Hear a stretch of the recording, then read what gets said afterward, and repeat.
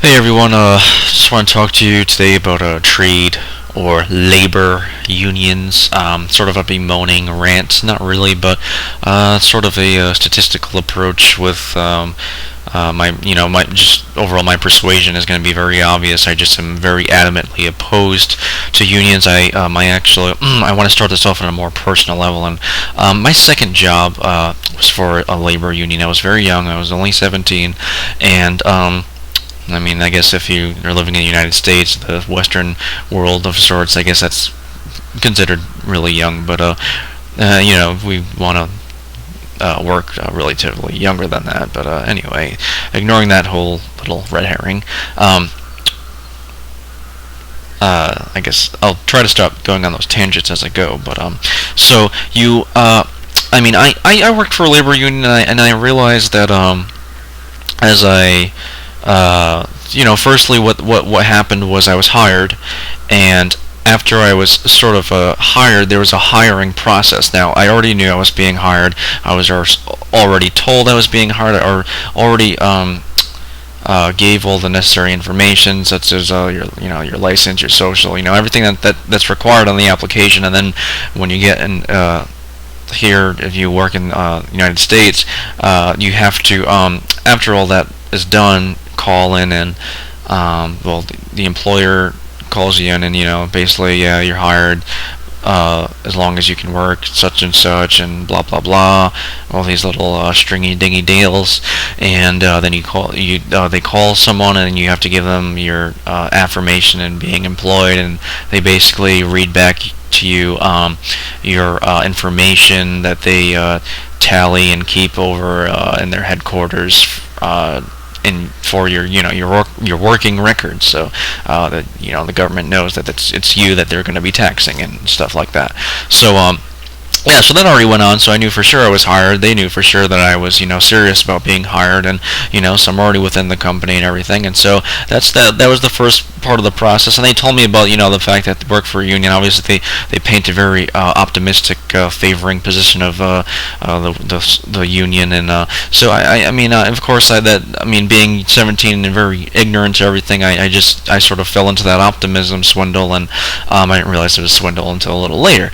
And so what happened is I went to this meeting, and it was paid for and everything per hour, and basically it was that you're probably going to sit there for 2 or 3 hours, and we're going to pay you for 4 hours, and we're going to pay you like $8-9 an hour for base pay, basically, on every hour you're there. And that's if you include the extra hour that you might have to stay there, or whatever they're paying you for. So more likely than not, it's probably going to be an average of like $13-14 an hour. So everyone's very psyched up getting there. Everyone's pretty enthused getting there, driving there. But then when you get there, you're basically I guess a bird on a windshield. Nobody was. I remember when I was there, everyone was just basically nonchalant, reluctant, bored, sort of just sitting there looking around. You got your face in your hands. Maybe you're even slouched over. I remember one person that sat right in front of me, actually right across from me. He was just almost about to sleep. And oh, did I say that this was before the whole initiation? This was actually while the whole process was going on. Basically, this is what happened. And I did do that purposely. I do tend to travel from one thing to the next and skip something, just try to keep it interesting. So what happened was the instructor, I guess you could call it, she was actually a teacher, and that's kind of funny when you think of unions, and I guess we can get to that later. But she was a teacher for elementary school, and I remember she was actually talking about the fact that she liked teaching, but she didn't like sort of teaching people about the unions and stuff. And her response to that remark from one of her employees, which was only brought about to try to be as an icebreaker for people, because we're just a bunch of 18 to 25-year-olds who just want to freaking work, or maybe younger like I was. But on average, I was like the youngest person, and everyone else was. I just say the median average was between 18 and 25. And so you have this lady doing this icebreaker deal, and she's saying that, and then as she's saying it, she realizes there's someone that's just already about to be full blown asleep in front of her speech, and it's kind of a weird little debacle that goes on, because like the social feeling in the room is like sort of awkward, and the teacher doesn't really say anything but about the student that's sleeping, because I guess she hopes, and just the feeling of awkwardness that I guess he will just sort of pretend he wasn't about to fall asleep, and kind of do that fake, I'm listening. I just had my head down. I had my left analytical, my sort of analytical side of my brain listening in. That's just how I learn better, sort of deal. And actually, that it is a pretty standing finding, actually, that the people do put their head down on the desk actually are concentrating, and more so than those who, it's kind of a tangent here, but more so than those who are actually actively listening, because the people who are actively listening are looking for different facial discrepancies and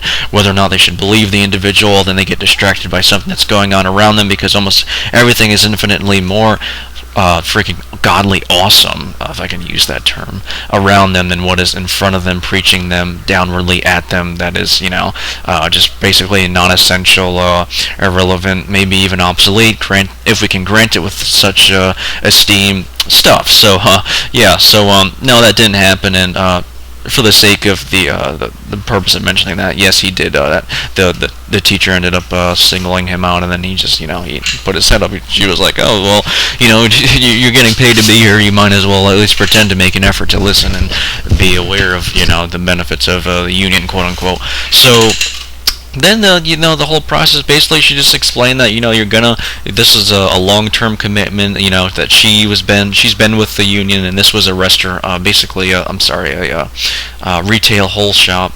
retail food shop, like a Walmart, but not Walmart, and obviously they're not a union.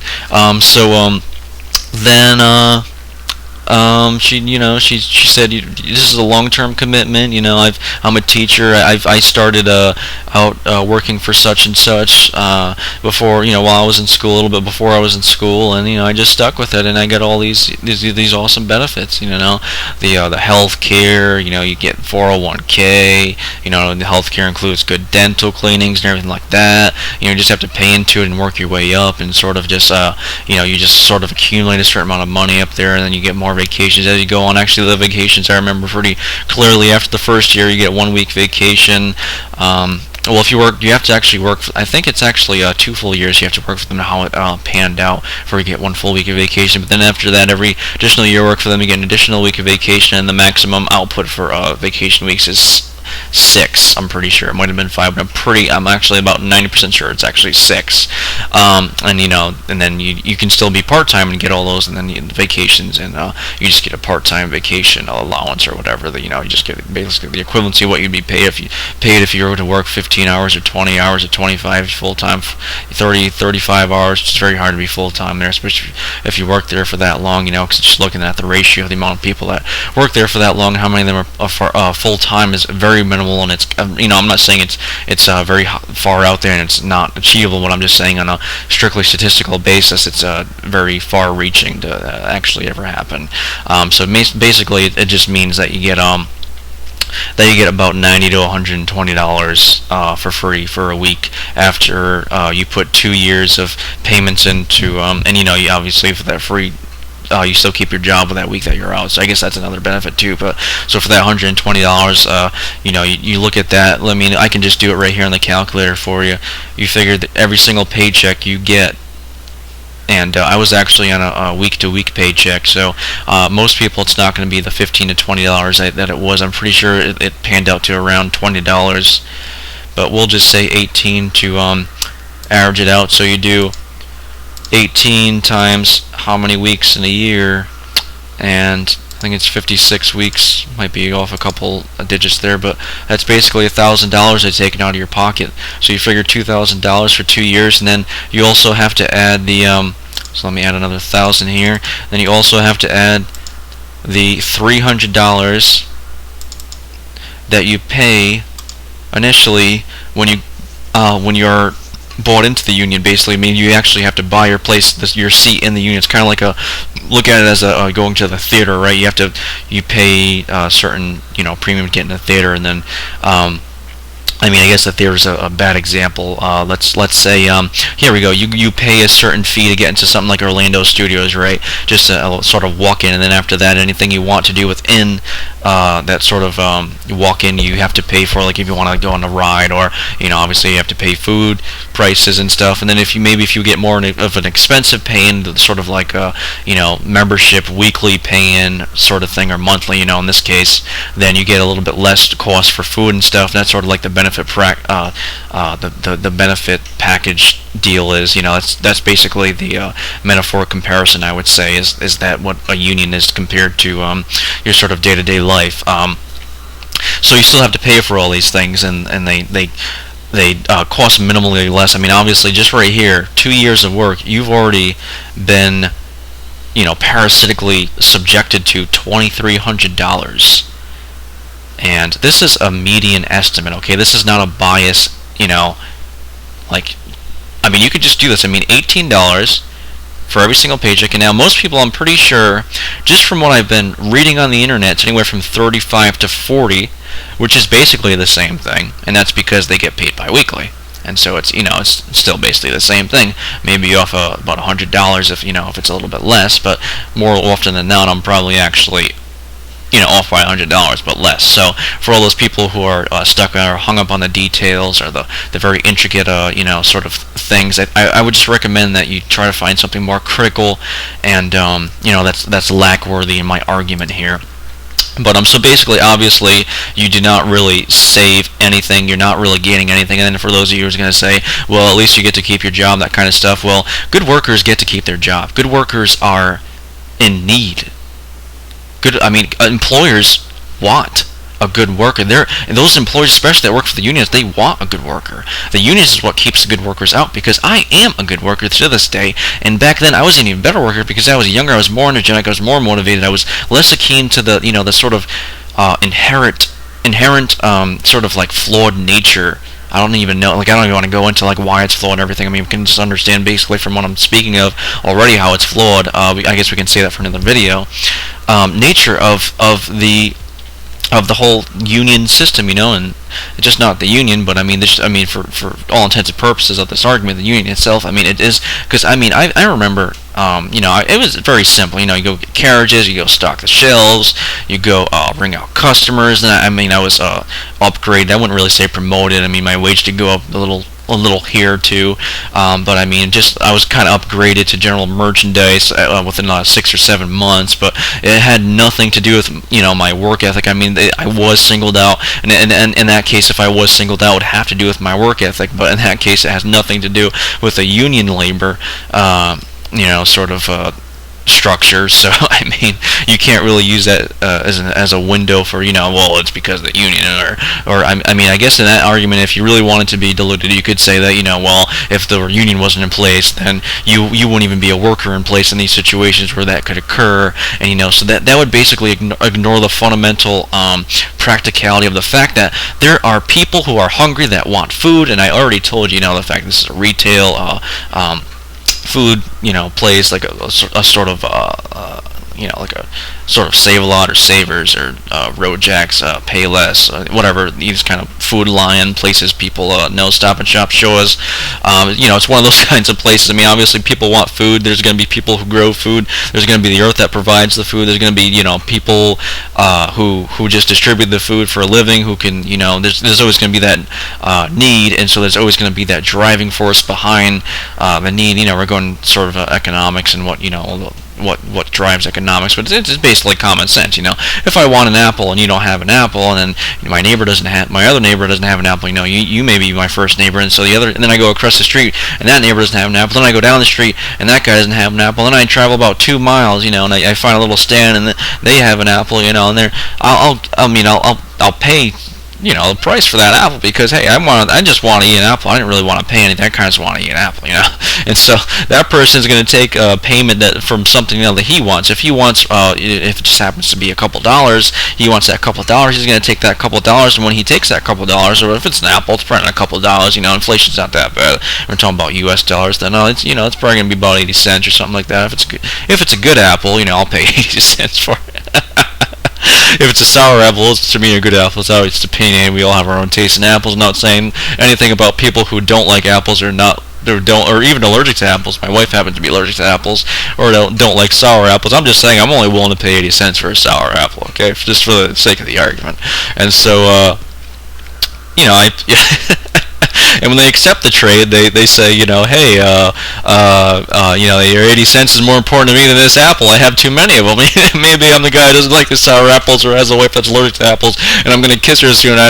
She's in the back unloading oranges, and I don't like. If I kiss her and I just ate this apple that I'm going to hand to you, and if I don't hand it to you and you just give me 80 cents because it makes you feel good, and I'm going to bite into it, then in order for me to actually kiss her, I'll have to eat an orange to just redo with all the with the acids in the orange to redo all the whatever's left of saliva in me that's still part apple that she's allergic to. So I think that's just a funny sort of comical view. Just the way that's just how trade works, though. So you can't argue that because unions are out there, people aren't going to naturally want apples. All right, and so the ridiculousness of these arguments. I don't mean to. I'm not laughing or poking fun at anyone individually for actually thinking about these like sort of very pseudo idealistic settings. We're just kind of defaulted on. But that's just sort of the background to this. So. I did not like this union just because I was a good worker, and I felt like I was a minority. I only felt, and I saw people who came, and I only worked for that company for about 8 or 9 months, but within those 8 or 9 months, I came and saw a whole flock of people leave. Why did they leave? Actually, the second flock, let's start with the second flock. They didn't leave, they were fired. They were fired because there was this little scandal thing, and now, I know most of you are probably familiar, but just for those who aren't, excuse me, there's this thing that I guess these companies now, these food groups are doing, where you can, if you buy a certain amount of groceries, in one transaction, you get a certain amount of gas rewards and stuff. And so then they have this little card system. You have to give them the email and personal, somewhat personal information, not too personal, just enough for them to contact you in case you lose your card. Supposedly, if that's what it's for, I don't know if it may be some sort of advertising thing, but that's what they tell you. And then their email and stuff to notify you with any sales or any coupons, your address as well. And they'll give you flyers and stuff for savings and all this stuff. And it's a huge, nice advertising network that they can just kind of conceal it, in the guise of, well, with this, you're going to save some gas. You understand, this is where it's mutually beneficial just about, because you're getting gas rewards. They're getting to advertise their sales to you. So they kind of can bring you into their more expensive deals. They tell you the turkey's on sale for 40 or 60 cents less a pound or ounce, whatever, and then you get in there, and then I guess all their basing ingredients and all their spices and stuff that go to the turkey, they conveniently put it right next to it, and just conveniently for them, it's just it's 20% higher, and the turkey went down 5 or 10% lower to so that you not only are they making up for the cost, but the fact that they sent you a flyer to come in here to buy something that's on sale, they have also netted about 10%, 15% on you through the sale, and it all depends on how much you paid and how much you got additional to the turkey, and also how big the turkey and cost the turkey was. But overall, they're still making something on you, because you're not just going to go there and buy that one thing, and it might not just be a turkey. It could be something smaller price, something smaller. Excuse me. And on the way out, maybe or in the way in rather, they'll hit you with the free cookie or something. And that's what this place actually did. I'm using pretty textbook examples here. This is basically what this place would do. You take a free cookie, it seems all nice, and you end up leaving with a dozen cookies and a stomach ache, or half a dozen cookies, even though you bought a dozen, just because while you're waiting in line, because the line's so freaking long, you end up eating half of them. And then you end up getting drink on the way out. So they have their way of getting you, and so these people who are the cashiers and stuff are checking these customers out who are getting their turkey, right? They end up using their reward cards, right? And so the customers, when they use their reward cards, that's when they get their gas savings. And so what would happen is that the customers who are either flagrantly ignorant to the gas rewards they were receiving, or just simply didn't care because gas actually wasn't that bad. I mean, there's always a sort of blowing of the wind frustration of the gas prices, but it wasn't that bad relative to a few years afterwards and excuse me, they the cashiers ended up scanning their card every single time the customer would deny, or basically, kind of forget about it altogether, and which, just sort of, oh, I'll scan one for you. You still want these savings, right? Sort of a nice generosity approach to it. And there, and they were all told not to do that and all that stuff. And so you had those, and I was there during it. I was completely oblivious to the idea that people were doing it. I actually just thought that you couldn't scan your card and get those savings. And even when I did realize that, it probably could be a possibility. I just didn't do it just because I didn't really care. So I guess I got lucky. I didn't care, because if I did it one time, I would have been fired, and that would just would have devastated my insides. And don't ask why. Let's not go there. So yeah, so they got fired, and that was the second flock, and basically the first flock of people that not got fired, but they just sort of quit on their own. They were just fed up with it themselves, and by flock, there are probably, let's see, how many average, sort of entry level employees there were probably about 20. They've been there for like either 3 years or less. You had about 4 or 5 that left, and within like 2 months, they're all friends and stuff. They're all relatively pretty good people overall, as far as their work and everything. But I didn't know them too well. I just know of them, and they basically just like started dropping on their own. Just one leave for this reason or that reason, and people just leave for the reason. I'm not saying they're leaving because of the union, but I'm just saying that the union doesn't say, oh, I got doesn't make people say, oh, I got to stay here. It's a union. It's sort of that, kind of just sort of, I guess, propagandized people that just kind of think that thing. But I just wanted to kind of clarify the difference there. And then I ended up I got promoted, and I was just really fed up because my front end manager, he really liked me, and we had a pretty good relationship with each other, and he knew I was a good worker. He complimented me frequently, and we just had a good connection overall. Besides even work relations, he would tell me about his personal life, about how he only has one day off, and on his one day off he just lays bricks, and his wife yells at him for his wife nags him rather.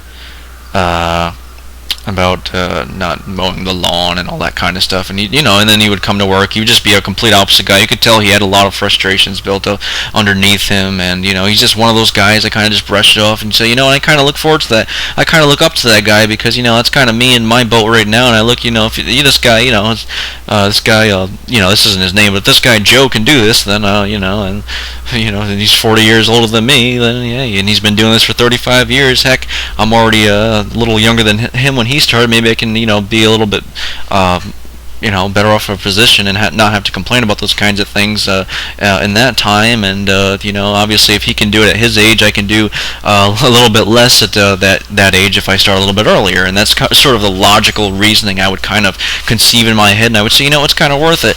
But then just as the weeks went on, right, even right after, I'm just going to start at the end here because I know I've been sort of blabbering for a while. So just to continue, right from the end, basically where I got that upgrade, I realized quickly that I was the hardest worker in my department, and there were about 6 or 7 other people in my department. And I also realized that there were 2 people prior to me that actually just ended up quitting that were in that department. And guess I don't really know why they quit, but I can speculate as to why they quit, because it probably has to do with a reason, one of the 2 reasons on why I quit. Now, this is what happened. Before I was upgraded, I was working about anywhere from 22 to 32, 22 to about 30 hours a week. They wouldn't give you 32 because it's union, you can't get full-time and all this other crap. That's another reason that, this union stuff's BS, and, all this unfair treatment practice. If someone just wants to work, they honestly, wholeheartedly want to work more than other people, then you should just give them the right to work. I mean, it's that simple, but in this case I couldn't, unless other people called out and all this other nonsense, and there's a list and they have to rotate through it, and that's just kind of how they went. So I don't know if that was really a labor rule or not, if it's just their union rule or not, if they're just theirs, but just that's how the way it was, and it just added to the problem of what the union did, and in which case you can't work more than a certain amount of hours, all this other crap, and they can't really schedule you more than a certain amount of hours, even though these certain people are probably going to call out for whatever reasons and all, so that's kind of the whole sort of follow-up that was according. So I I just start working, and I start realizing, all the stuff I'm doing, compared to what everyone else is doing, it's a real lot. I kind of view it as it was a little bit much, but I said, it's not that big of a deal. And then I realized I was doing most of the work, and it was basically I just put out a bit of a bit of the food that's in about 4 or 5 aisles, but overall, it's an intense job. You gotta be consistent 6-7 hours, and you're usually by yourself. And the person when you're coming in, usually providing the store didn't just open, the last person that was there that you relieved, and you just follow up, and then the manager will be in later that night with you or something, and they just kind of go around and see what's going on and check to see everything's going okay. So that was basically it, and I just said I was sick of it, and because not only that my hours were down on average, and so I only got like a slight increase in wage, but my workload was a lot higher, and I just knew that the only room for advancement was it was basically level 1, 2, 3. I was in level 2, and level 3 was going to come for years upon years upon years upon years, and then I would have to transfer probably to a new store, because I knew the person that was above me probably wasn't going to change stores, because she was been there for a while and she's relatively good and everyone likes her for the most part. And when you kind of have that relationship with your coworkers, you don't leave them. It's just a hairy risk that you would take for kind of the stupid kind of spontaneous reason, and it wouldn't make any sense. So yeah, so I just kind of just sort of digesting that. I was like, well, I'm just fed up. So I just ended up quitting, didn't call anything, and that's just an argument against unions protect the workers. They just protect the bad ones, because everyone else I was working with sucked. Nobody else really did. I mean, it's not that they just we just had a it's not like we had a philosophical difference, like I'm going to do this, you're going to do that. I work a little bit better than you. You want to help. You want to maybe learn a little bit from me, and we can sort of have this mutual accountability, where hey, I take from you, you take from me. I really appreciate that, and I like that. But I don't expect it from everyone, because I understand a lot of people actually, and especially in that field, you kind of work as you go, by yourself, sort of thing. That kind of, when you make it to that level, you're very independent and sort of more of an introspective person, an extrospective person, and I completely understand that. Although I do find it a lot less beneficial, definitely overall, and almost every term besides work, even just your general health, overall well-being. When you don't communicate, exchange ideas, you kind of usually have a fundamental flow about yourself, something to do with self-esteem, or just it's just some sort of essential issue. So basically, so it wasn't that, but it was more of the fact that there was just no conversation. It wasn't like, if I felt like even if I talked to someone about I couldn't even ask for help. I couldn't ask for advice. I couldn't ask where the soap went. I couldn't ask how you put the boxes in the corrugate machine without obstructing the machinery or anything. I remember we had this huge machine. It would just come down flat, and you would open this door, and this door would only be open with the authorization of the manager on duty or whatever, because you have to get a key from them and stuff and all this stuff. So the overall idea, you have all these sort of precepts you have to come to, and you have all these big signs jarring, make sure, or they underline all these things that say help, and and phone numbers for safety procedures, and it just kind of shouts at you that you should probably ask a few questions. And so things, just basic things like that, you don't even have that. If you don't even have if you can't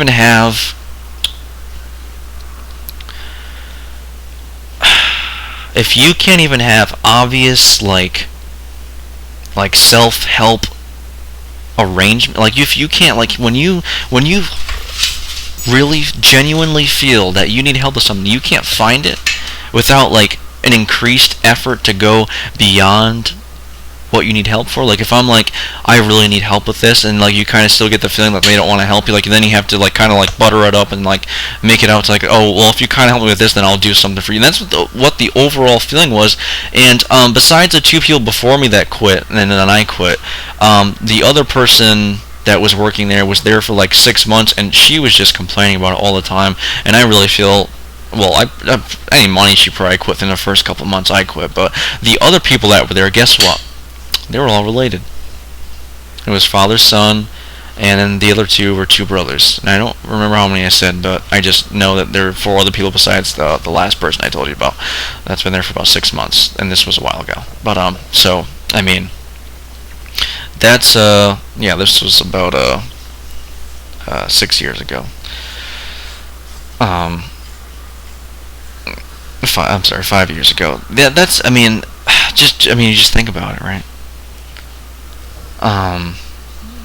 I mean, just with everything in persuasion, like that by itself, obviously, it doesn't really mean anything.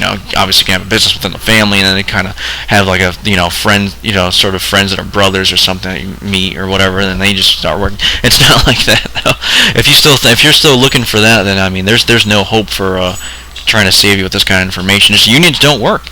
I mean, the simple fact that just the unions prevent other people from working the same jobs because they have to, go through all these draconian hoops to sort of get the political side on their part. And really, what all a union is a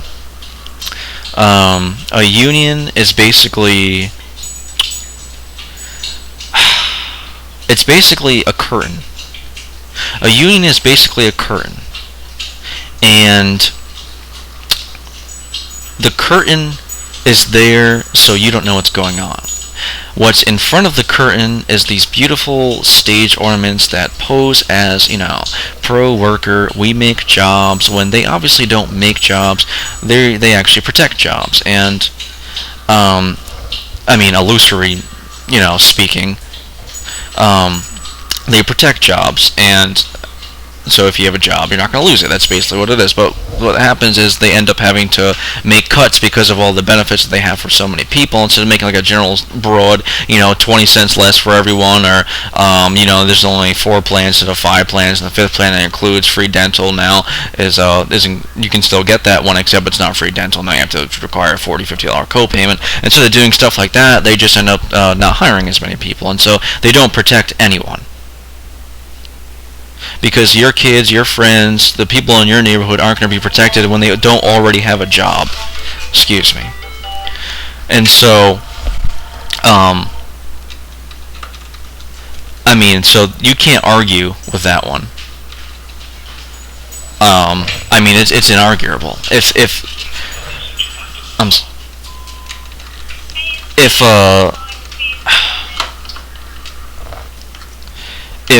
If you don't have a job and you're trying to work and you just see this union giving all these benefits to all these people, minimal amount of people that have work, you're very dissatisfied. You'll do anything. You'll do drugs. You'll do prostitution. You'll do the pimp stuff.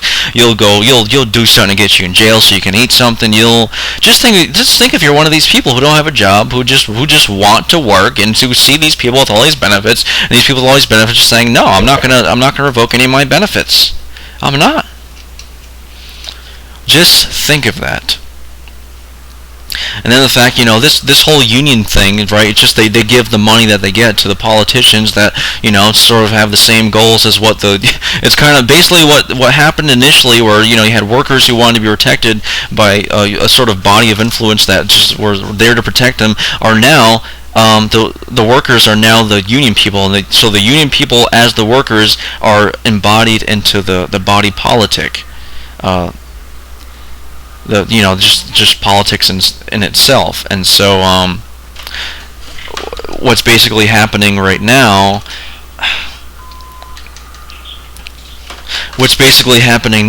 is you have you can't be a teacher, you can't be a nutritionist, you can't sell lemonade, you can't, it's because all these stupid union laws and sort of stupid, and it's always posing the guise of like, oh, we just want to make sure that people aren't putting weird things in lemonade or making the lemonade the wrong way, or they're not putting it in the refrigerator long enough. All these stupid things that make absolutely no sense. Just think about the outbreak of salmonella. Or just think of people who can't get jobs who want jobs, who could just be such fucking entrepreneurs and fucking whatever they want to be. They could be whatever they want to be, and they can't just simply because the government's saying, no, we're going to protect people. When these people are starving to fucking death, what the fuck are you protecting? For fuck's sake. I mean, it can't get more... Like, people can't get more red in the face, the stats can't get more obvious than the fact that people don't have jobs, they want to get jobs, the unions are standing in the way of those jobs because the unions are in bed with the body politic who is equally sort of influenced by what they are influenced, and that is money, benefits, salary, pension, longevity, just basically the overall sustainability of their practice. And the union only sustainability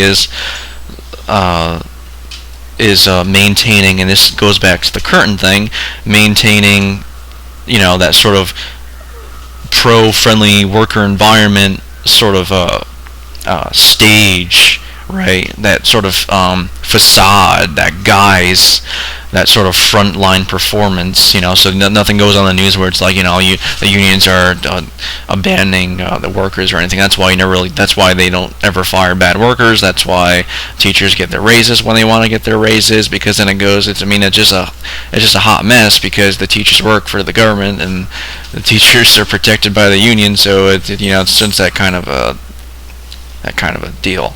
And what do you want to do if you want to teach? What do you do if you want to learn? You have to go through, if you want to learn, you have to go through 4 years of education, 2 years of education. It costs you $28,000, costs you $100,000, costs you $250,000, it costs you 6 years, 8 years. I mean, really, but what are you learning out of it? You're not learning anything. What do you want to learn out of it? Just looking at it this way, what do you want to learn when you go to school compared to what they tell you have to learn before you even get to what you want to learn? And then relative to what they taught you before you were able to learn what you want to learn, what utility has it given you? Or what fucking obstacle has it given you more fucking directly and accurately, right? I mean, just think about fucking high school, how stupid that shit was. Just think about me right now. I mean, I don't actually want you if you don't want to think about me, but just think about me in this situation right now. I am talking to you about something that I could care less about if I had a good job right now, but I don't have a good job. I used to work 3 jobs. I used to work 2 jobs. Now I work 1 job because I realize the stress is immense and the pain is immeasurable, and my life is more important to me than money, than a utility bill, than me driving a car. And so I'm willing to go through all these hoops to sacrifice all this time just to make sure that people know what the problem is, so that when something happens, they decide to make a decision in voting for someone, they vote. They don't. Well, I would rather you vote not at all. But if you do vote, I would hope you vote for Ron Paul, because he's gonna be rid in all of the unions. But I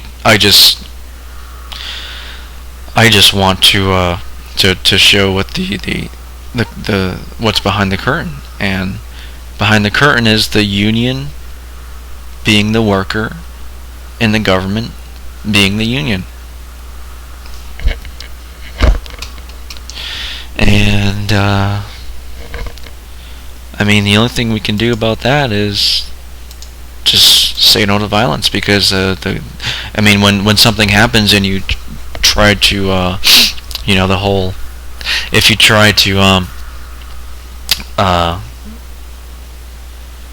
sort of, if you, like, say for instance you want to put a ceiling fan up for a friend, and so you do so, and you had to research a little bit. I mean, it took you a couple hours to figure it out. You did it for a friend. It seemed fun to do, so you did it, and then you ended up kind of liking it, and you kind of just enjoy just getting up there and stuff, and just gives you this feeling that makes you feel good. And then you kind of always play with electricity. Maybe you like science, and you're a little bit of a hands-on guy, and so kind of some people are just naturally scared of electrical current going through their body. You don't shy away from that, not for a second. So you end up going to the hardware store looking for people who are looking for these ceiling fans, and kind of singling them out and say, hey, you need me to put that up for you, pay me $30, 15 before I do it, 15 while I do it, just so you know I'm not scamming you, and I know you're not scamming me. Make sure you get the money, and you're gonna give it to me, and if I do a good job, then maybe you can tell your friends and stuff, and we can go from there. That kind of stuff. Who's coming to you and telling you can't do that? It's the unions, but who's actually coming to you and telling you can't do it? It's the government with a gun in your face, telling you you're gonna go to jail, have to pay these fines, you can't do this anymore for X, Y, and Z, and you gotta move on, man. Get to stepping. It's done. You're done. It's a cakewalk if you're that government bureaucrat or that the person sitting in the union office or something, but and it's slightly more convenient. Slightly less convenient if the person has to come up to you with a gun in your face. Not literally, but sort of. I mean, that's the overall conundrum you're being faced. Because if it's known, I'm going to keep selling this, and you're going to be put in jail. If you don't go to jail, resisting arrest, inevitably you ultimately will be shot. And that's the inherent distinction you automatically feel when you're confronted by a police officer or someone of authority with a gun, is that they have a gun and they're willing to shoot it. They're trained to shoot it, and they will shoot it, and they will shoot it for letters scribbled on a paper. So you have this sort of mentality, and we need to get rid of it. It needs to end. I mean, not just unions, just government as a whole just needs to end. And that's where this is where my major point lies too, where no government. We don't need any government. The decisions I make in my life isn't because the decisions that the government gave me. The reason I don't make decisions in my life are because the decisions the government made me, or the reason that I don't make the right decisions. That's basically the story. And I'd love to end on that note. Thank you so much for listening. Goodbye.